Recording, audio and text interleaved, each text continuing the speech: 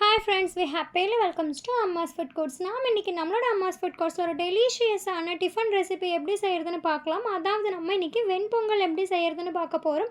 ஒரு சூப்பரான டேஸ்டியான வெண்பொங்கல் செய்யலாம். இதை நம்ம பிரேக்ஃபாஸ்ட்டுக்கும் சாப்பிட்லாம், டின்னருக்கும் சாப்பிட்லாம். வாங்க இப்போ வீடியோக்குள்ளே போகலாம். வெண்பொங்கல் செய்கிறதுக்கு 250 கிராம் அளவுக்கு பச்சரிசி எடுத்துருக்கிறோம், 75 கிராம் அளவுக்கு பாசிப்பருப்பு எடுத்துருக்கோம். இப்போ இது ரெண்டையும் சேர்த்து நம்ம ஊற வச்சிடலாம். இது பார்த்திங்கன்னா 20 நிமிஷம் அளவுக்கு ஊறணும். இப்போ நம்ம ஒரு குக்கரில் 4 டேபிள் ஸ்பூன் அளவுக்கு எண்ணெய் எடுத்துருக்கோம். அது கூட பார்த்திங்கன்னா இந்த மாதிரி சின்ன சின்னதாக நறுக்குன மாதிரி 5 துண்டு அளவுக்கு இஞ்சியும் கொஞ்சமாக கருவேப்பிலையும் சேர்த்துக்கணும். இஞ்சி லைட்டாக டோஸ்ட் ஆனதுக்கப்புறமா நம்ம தண்ணி சேர்த்துக்கணும். தண்ணி பார்த்திங்கன்னா நீங்கள் ஒருவேளை கிராம் கணக்கில் எடுக்காமல் டம்ளரில் நீங்கள் ரைஸ் எடுத்துருந்தீங்கன்னா 1 டம்ளருக்கு 3 டம்ளர் அளவுக்கு தண்ணி சேர்த்தணும். இப்போ நம்ம எடுத்துருக்க ரைஸுக்கும் பருப்புக்கும் பார்த்திங்கன்னா 1 லிட்டர் அளவுக்கு நம்ம தண்ணி இதில் ஆட் பண்ணியிருக்கோம். தண்ணி சேர்த்த உடனேயுமே நம்ம ஊற வச்சு எடுத்து வச்சுருக்க அரிசியையும் பருப்பையும் இதோடு சேர்த்து கலந்து விட்டுறணும். இது கூட பார்த்திங்கன்னா தேவையான அளவுக்கு உப்பு ஆட் பண்ணிக்கலாம். உப்பு ஆட் பண்ணதுக்கப்புறமா கரண்டி வச்சு நல்லா இந்த மாதிரி கலக்கி விடுங்க. ஏன்னா உப்பு எல்லா இடத்துலையும் பிடிக்கணும் இல்லையா, அதனால் கரண்டி வச்சு இந்த மாதிரி நல்லா கலக்கி விடுங்க. இப்போ நம்ம குக்கரில் கேஸ்கட்டும் விசிலும் போட்டு மூடி வச்சிடலாம். 4 விசில் வந்ததுக்கப்புறமா கொஞ்சம் நேரம் கழித்து இந்த மாதிரி ஓப்பன் பண்ணி பாருங்கள். அரிசி நல்லா வெந்து கிடச்சிருக்கும். இப்போ நம்ம இதில் தாளிப்பு போட்டுடலாம். பாருங்கள் எவ்வளோ நல்லா வெந்து வந்திருக்குன்னு. இந்த மாதிரி நல்லா கலந்து விடுங்க.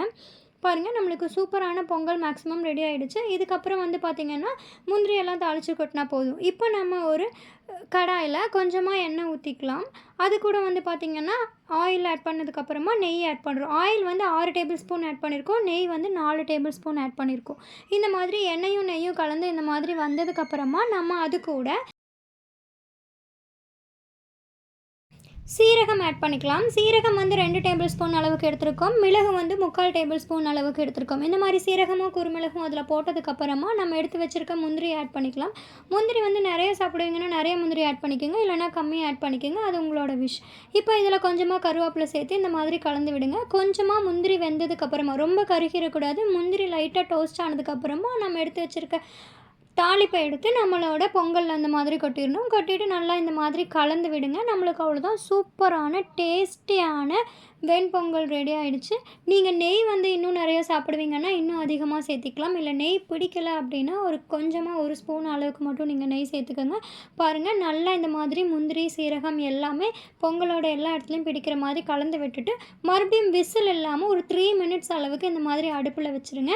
அடுப்பில் வச்சுட்டு மறுபடியும் இறக்கி வச்சிங்க அப்படின்னா நம்ம போட்டிருக்க எண்ணெய் நெய் முந்திரி எல்லாமே நம்மளோட பொங்கலில் பிடிச்சி இந்த மாதிரி சூப்பரான ஒரு அரோமாவோட சூப்பராக நம்மளுக்கு வெண்பொங்கல் ரெடி ஆயிடும். நம்ம மறுபடியும் மேலே லைட்டாக இந்த மாதிரி கொஞ்சமாக நெய்யை ட்ராப்பாக விட்டுருக்கோம். உங்களுக்கு பிடிச்சா விடுங்க. எங்கள் வீட்டில் எல்லாருக்குமே நெய் ரொம்ப பிடிக்கும், அதனால் நம்ம இந்த மாதிரி ஆட் பண்ணுறோம். உங்களுக்கு நெய் அதிகமாக பிடிக்கலை அப்படின்னா நீங்கள் நெய் ஆட் பண்ணுறதை அவாய்ட் பண்ணிடுங்க.